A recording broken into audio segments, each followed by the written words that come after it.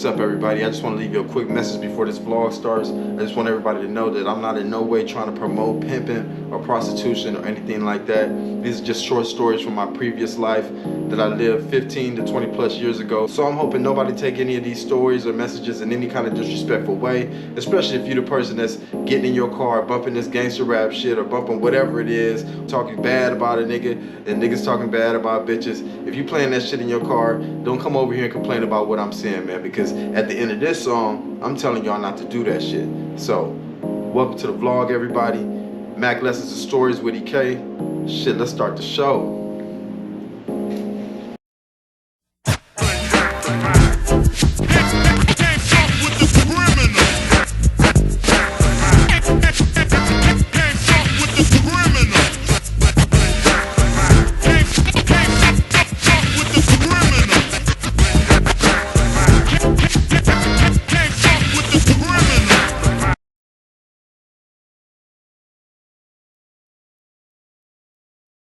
Yeah, what's up, everybody? Welcome back to the vlog, P. Man, back at you with another one, episode 2. You know, Mack Stories and Lessons with E.K. I'm your host with the most. The title of this one is called Turned Out at 14. I'm gonna take y'all back to, I think it was like 2001, 2002. I had fired one of my last girls or whatever. I was a hire and fire type of dude. Period, because I never tried to make nobody do nothing, no shit like that. Either you was fucking with me and you wanted to be, people who fucked with me because they wanted to, you know what I'm saying? I never tried to trick nobody, I never tried to make nobody. But even on top of all that, I was still wrong for the position I was playing and what I was being involved in. It don't matter if they was volunteering or willing to do the shit or not, of age, like all my bitches was. I didn't play with no kids, but all that shit didn't matter. I was still wrong for what I was being, you know, involving myself in and involving them in, or however you want to say it. So anyway, this one girl I had fired her. I hadn't heard from her probably for about 6-7 months or whatever. By that time I was doing something else. 8 months later she called me out the blue. Dad, what's up? I want to come home. I'm like, what? Alright, you already know you gotta have something for me. Period. By this time I'm real sharp in the game and shit like that. Not all the way sharp, but I'm on my shit. So anyway, I'm like, what's up? What you got something for me? She, yeah, I got something for me. Just come and get me, or just come where I'm at right now. So at this time, I ain't even in traffic, homie. You know what I'm saying? Somehow I was out of traffic. I don't know what happened. Ain't no telling. Probably got into some shit. Ain't no telling. This time I ain't even in traffic. So anyway, I call my little homie up. I'm like, hey man, I need you to take me to the spot, man. And once you get me there, I'll give you some money for bringing me over there or whatever. So anyway, alrighty, he hang up the phone, he come and pick me up. So he take me to the spot or whatever. I'm like, when we get there, I'm like, hold on 1 second, let me run up in here and see what's going on right quick. So I get in there and I see her, you know, I get to the door, you know, she let me in or whatever. I'm like, what's happening? What's going on? And she like, I want to come home, Dad. I'm like, well, you got something for me? So she hand me a stack, nice little stack of money. So I'm like, hold on 1 second. So I go outside and I break my little homie off some money for bringing me over there and shit like that. So I go back up to the room and I'm like, so what's been going on? What's up? You know, she's been talking to me or whatever.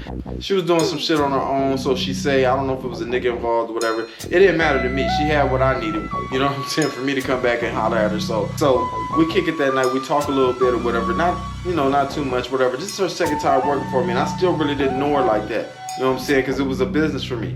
I didn't need to know all I need to know is that you ain't no kid and that you of age. You know what I'm saying? I didn't need to know no personal business, none of that shit. All I need to know is that you wanted to get some money for me and with me. You know what I'm saying? So anyway, this was her second time working for me or whatever.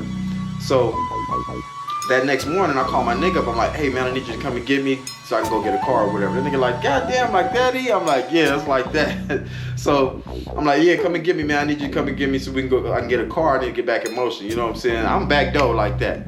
So anyway, and don't get it fucked up, y'all. This was just a get around car. I didn't go jump in nothing new. I didn't hit the lot or whatever. Ain't no fronting around here. I keep it real about everything, homie. So anyway, this is just a little get around car. So when we get to the car, man, turns out it's a stick. I'm like, fuck, I can't even drive a stick, but little homie can. So I'm like, you know what? I'll pay you to just drive me around for a day. Show me how to drive this motherfucker, but take me to handle my business too in the meantime. He's like, fuck it, yeah, I got you, whatever. So we rode that whole day. Had to handle some business or whatever. I'm looking at him, I'm watching him do the whole thing, you know what I'm saying? He's like, hey, you know, do it this way, whatever. You know, when you get on hills, that's gonna be the trickiest part. So anyway, he dropped me and the car off that night. And that next morning he hit me like, hey, what's up? You need me to come and handle your business again, whatever? I'm like, nah, I got this shit, P. Look, that next morning, nigga, I'm driving this stick like a professional. It didn't take me but a minute, you know what I'm saying, to get back in motion. Nigga, I got shit to do, you know what I'm saying? So I'm back in the stick, me and the bro, we getting dough. And she was I don't want to say I want to say she been in the game even before me, of course. Off top of that, she been in the game before me, so she knew how to move and whatever. But every time she bought my money was right. You know what I'm saying? I didn't have no complaints, no shit like that. So anyway, sooner or later we finally did get to talk, and I finally got to ask her, how long you been doing this? Who did you fuck with? You know what I mean? This, that, and other. So anyway, she was like, you know what? I've been doing this since I was 14. And I'm like, God damn. I'm thinking in my mind like 14. Who could? I mean, what nigga is talking to a 14-year-old about, this type of shit, you know what I mean?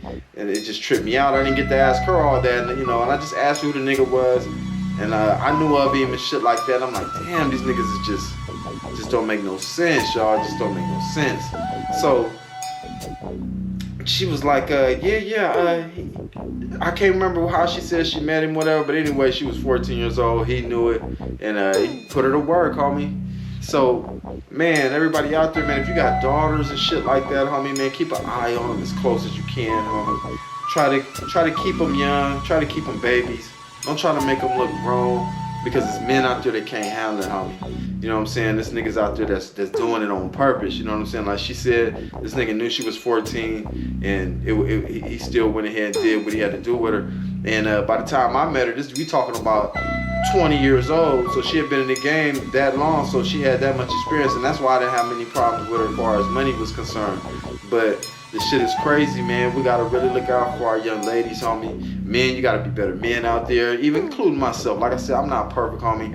I don't fuck with nothing like this anymore, but I'm still not perfect, you know what I'm saying? I work on myself every day. But men, y'all, we gotta get together, homie. We supposed to be the protectors, you know what I'm saying? And we gotta be better men out here, man, and look out for our females, our young ladies, and shit like that, man. Shit, 14 years old, it just don't make no sense. I don't even know what kind of conversation I can have with a 14-year-old if it ain't about helping her with her homework or some shit like that. But somehow these niggas know how to do it. They know how to do it. And see, one thing we gotta do at home too is, you want your kids to be smart, but do you really want them to be able to converse with some grown-ass man? You know what I'm saying? At some point, I guess this 14-year-old knew what to say back. You know what I'm saying? She had to know how to converse back. I would think, you know what I mean? So, not to fault her or fault any parents out there. Like I said, I'm not perfect at parenting, none of that shit. I just put out the best information I can, try to help when I can, y'all. You know what I'm saying? So, everybody be careful out there. The reason for this vlog is just to give a little insight on how niggas can be, on what happens to these young ladies. You know what I'm saying? A lot of them are in these situations because they don't want to do what they have to do at home.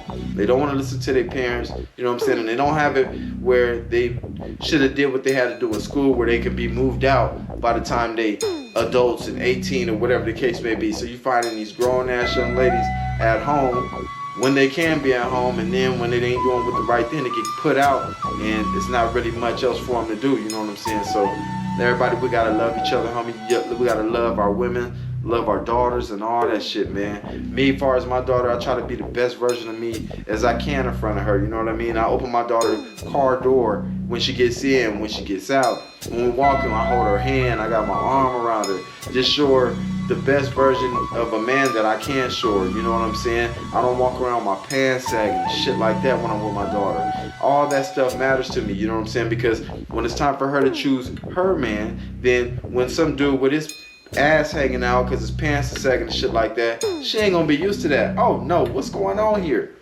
But if her dad is doing that at home, or all the other men in the family who are around her doing that shit at home, then she'll be used to it. Oh, I'm used to a nigga sagging. That's not a big deal, you know what I'm saying? And I really don't want my daughter to be used to some of those things. A lot of the antics that I used to do, you know what I'm saying? So I wrote a chapter in the book I wrote, From a Mack to a Man, and one of the chapters was called The Man for My Daughter.